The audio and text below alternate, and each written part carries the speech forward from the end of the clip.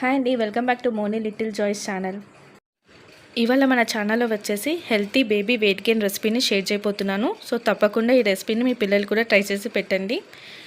ఇది ఈజీగా డైజెషన్ అయిపోతుంది. 7 months బేబీ నుంచి 2 years పిల్లల వరకు ఈ రెసిపీని ఈజీగా పెట్టొచ్చండి.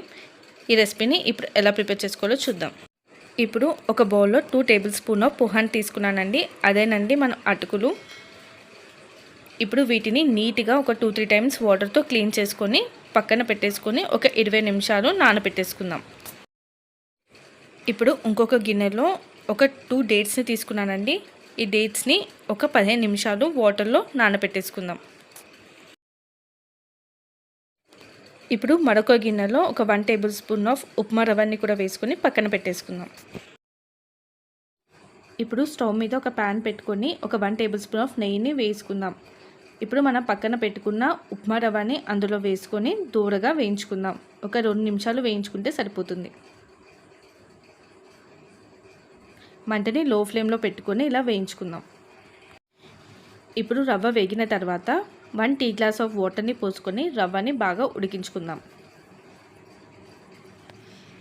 ఒక 3-4 నిమిషాలు రవ్వని మంటని లో ఫ్లేమ్లో పెట్టుకొని వేయించుకుందాం.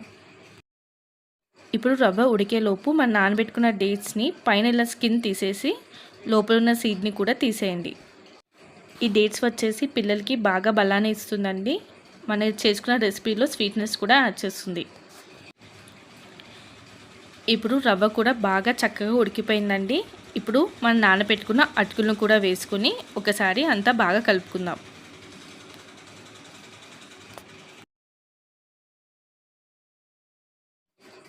ఇప్పుడు ఇందులో డేట్స్ని యాడ్ చేసుకుందాం.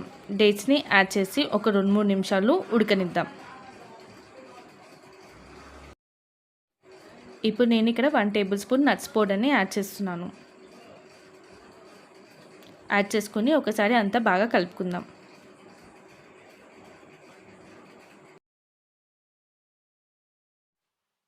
మంటని లో ఫ్లేమ్లో పెట్టుకొని కొద్దిగా దగ్గర పడేంత వరకు ఉడికించుకుందాం.